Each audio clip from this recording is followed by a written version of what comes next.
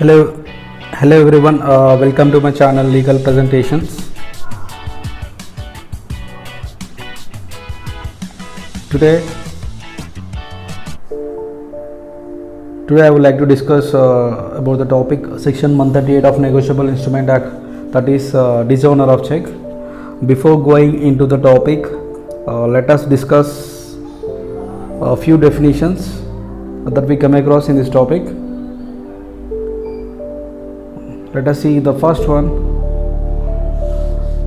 A promissory note. A promissory note defines in the section 4 of NI Act, and next one is the check.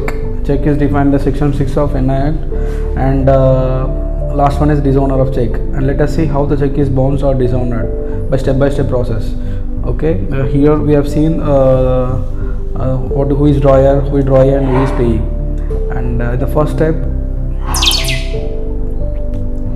drawer issues checks to pay the debts or liabilities to the payee. In step 2, payee presents a check in the bank for claiming the amount. In the step 3, bank returns the check unpaid due to issues to the payee. Let us see the reasons or the issues. The first one is insufficient of funds in the account. Second one is amount in the check exceeds the amount attempted to withdraw. Third one is irregular signature on the check. Fourth one is death of the owner. Fifth one is non-existence of account. And sixth one is when there is alteration in the check. And seventh one is frozen account. These all are the reasons. And the eighth one is post-dated check.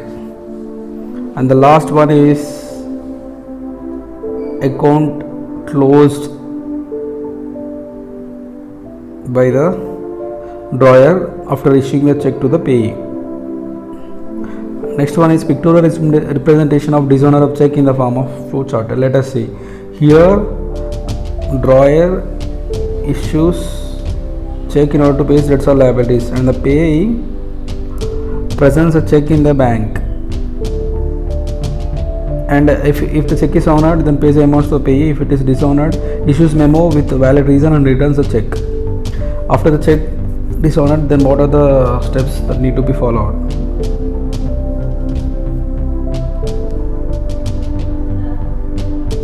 Okay, in the first step,